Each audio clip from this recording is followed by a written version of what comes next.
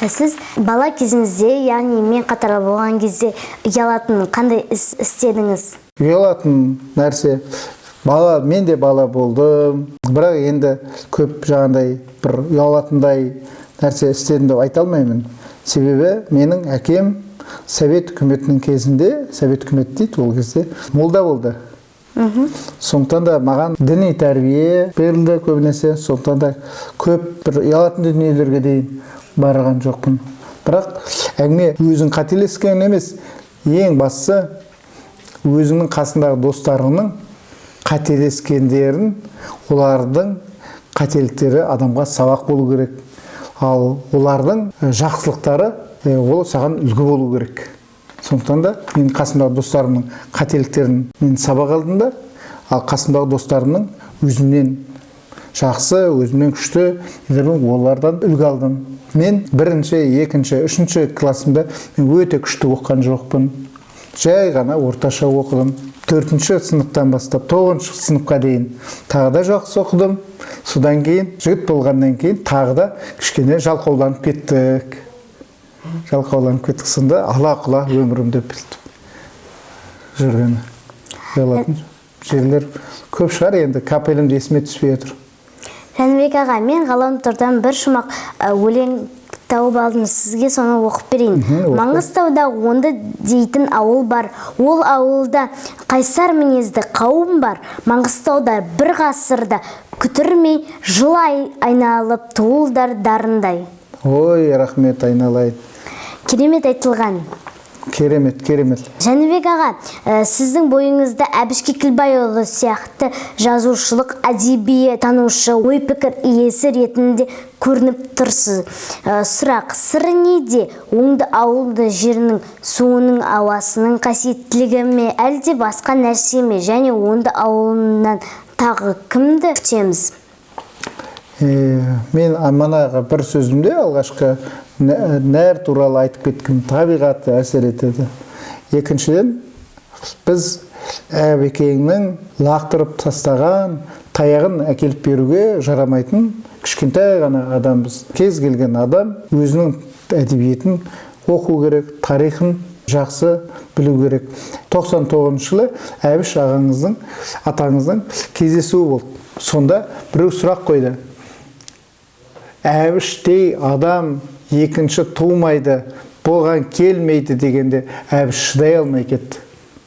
Жоқ, қазіргі Әбіш Кекілбаевты 10 орайтын, ұрып жығатын, біз қолына су құя алмайтын дарындар қазақ елінен шығады. Сол дарындар Маңғыстаудан шығады. Сол дарындар қазір бесікте үңгәлап жылатқан болар.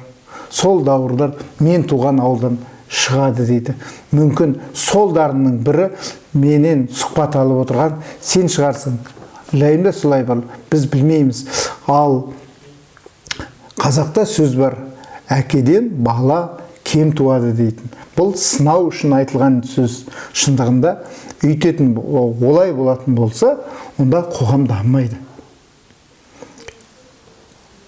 Одан да жоғары дамиды. Сондықтан да Әбішті 10 ұрайтын дарындар, 10 есе жазушылық дарындар шығады. Мүмкін жазушыл деген қыр басқаша форматқа өзгереді. Ол осындай қазіргі видео сияқты, ал жазу басқа мүмкіндіктер болмаған кезде шықты. Сонымен жеткізді. Енді сол жазуда Әбіштің айтайын деген ойын табиғатпенен түсіріп, көзбенен көрсетіп, алдымызға әкеліп тұратындай деңгейге жетеді. Әбіштің үркерін оққанда қандай әсерде болса, енді солды кино қылып шығарады. Сонда ішіне кіріп кететіндей Әбіштің кез келген шығармасын түсіне алмасақ, енді соны түсіндіретіндей мықты сценаристер, мықты режиссерлар, мықты операторлар, мықты журналистер, мықты жарық түсірушілер солар болады. Ендігі жерде кітап оқудан көріп, көзбенен көріп, құлақпенен естіп, тіпті біздің санамыз жетпеді. Киноның ішіндегі адамдармен қолымызды беріп, бүйтіп амандасатындай соның киноның ішінен иісін, туған жусанның иісін сезетіндей киноның қазір шықпайды ғой телевизор көріп отырғанда, сондай болатындай жағдай болады. Бұл күндерге біз көрмесек те сіздер көресіздер. Сол уақытта осындай бір үлкен ағамыз айтып еді дейсіздер. Сонда біз күліп едік. Қалай оның телевизордың ішінен, телевизор дейтін болмайды, телевизор алдында тұратындай болады. Адамдар машинаға мінбейді, адамдар қанат байлап алып, ұшып жүретін болады. Қазір күлкілі болады.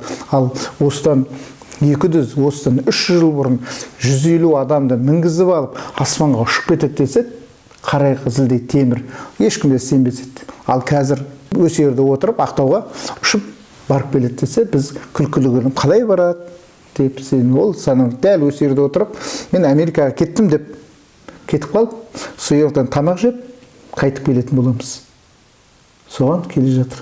Сонда ғылым да дамиды, сонда сонымен болса әдебиет те дамиды. Сонда манағы әбіштен де өтетін мықтылар келеді. Аға, ғаламторда сіздің жеке мақалаларыңызды қарап шықтым. Бірақ мен түсінбейтін нәрселер өте көп. Жас буынға, жас өспірімдерге арналған мақалалар мен әңгімелер жазатын ойыңыз бар ма? Неге оны сұрап отырмын? Себебі біздің қоғамда үлкен буын мен кіші буын арасы ашылып кеткен сияқты. Қалай ойлайсыз? Өте дұрыс. Мен бұл ақылың маған сабақ болып отыр. Мен балалар туралы әңгіме жазбағаныма, біле тұра жазбағаныма, қазір ұялып отырмын. Ананың менің Facebook парақшамнан ақтарып қалғанда, кіл үлкен адамдар, кіл саясат, кіл басқа бір адамдарға, деңгейі жоғары адамдарға әңгіме айтып, мен балалар жағын көп мән бермеген екен. Біздің қоғамда қазір балалар ақыны, балалар жазушылары, балалар композиторлар, балалардың несі өте сирек. Соның кесірінен біздер зардабын шегіп жатырмыз. Біздер үлкен адамдар емес, балабақшадан бастап тәрбиелеуіміз керек. Бізде бесік тұру керек. Бесікті қазір тербеткенде, оны батырлыққа, елдікке, мысалы, қара қылды, қақ жарып, би болар мекенсің, туған жеріңді қорғайтын батыр болар мекенсің, осындай дана болар мекенсің деген сөздерді әдемі ұйықтап отырған баланы ұйықтататындай бір бесіктен бастап тәрбиелеу керек. Бұған біздің қоғам бәріміз кінәліміз. Соның ішінде мен де кінәлімін. Және ол кемшіліктерді түзетуге талаптанып көремін. Оған сенің сұхбатың себеп болды. Жәнібек аға, Қазақстан президенті Қасым-Жомарт Тоқаев Қазақстан халқына жасаған тұңғыш жолдауына қазақ тілінің мәртебесі туралы айтты.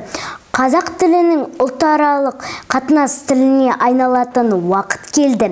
Бұл үшін барлығымыз жұмылай әрекет етуіміз қажет, деді президент жолдауында. Осыған байланысты қазақ тілінің мәртебесін қалай көтереміз және ұлтаралық қатынастар тілін дегенге қалай қол жеткіземіз? Өте орынды айтасың. Әр нәрсенің тілі болады. Иттің өзінің тілі бар. Абалайды, мысық мияулайды, түйе боздайды, қой маңырайды. Мысалы, сен көрдің бе мөңіреп жүрген итті? Я болмаса, мысықты көрдің бе абалап жүрген, ауып бітіп? Көрген жоқсың да? Неге? Себебі әркім Алланың берген өз тілінде сөйлейді. Біз кешегі кеңестік үкіметте қазақ халқын жойу үшін орыс тілін қолданған, соны тым қолданған, соның қазақ халқы жойылып кетуінде айналды. Енді Қасым-Жомарт Кемелұлы жақсы бастама көтерді. Енді осы бастама көтерілсе, іске асады деп ойлаймыз. 22-ші күні осы айда тіл туралы заңның қабылданғанына 30 жыл болып отыр. 30 жыл болып отыр. Бірақ ешқандай қазір өзгеріп отырған жоқ. Енді өзгеретін уақыт жетті. Теңгемізден бастап бір жағында қазақша, бір жағында орысша ақша, ондай ақша жоқ. Көбілді бәр тәуелсіз мемлекеттер өзінің тілінде жазады. Бәр ешкім ақшаны түсінбей қалдым деп лақтырып тастамайды. Сол сияқты дұрыс болады. Оған сіздер толық жететін боласыңдар. Құрметті оқырмандар, барлық әлеуметтік желінің көрермендері, сіздер көп кішкентай Жансұлудың үлкен алып сұхбатын тыңдадыңыздар.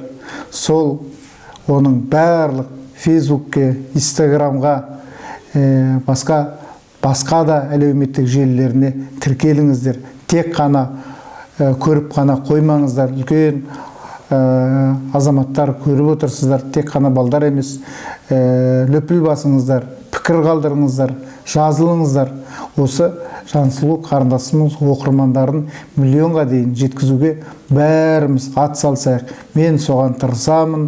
Бәріңізге менің тек қана Жансұлуың емес, мен Жәнібек Қожықтың өтініші осы Жансұлу қыздарыңа жазылыңыздар. Көбейтейік. Сонда жақсы болады. Қазір бұл тек қана бір жеңіл-желпі нәрселерді түсіріп отырған жоқ.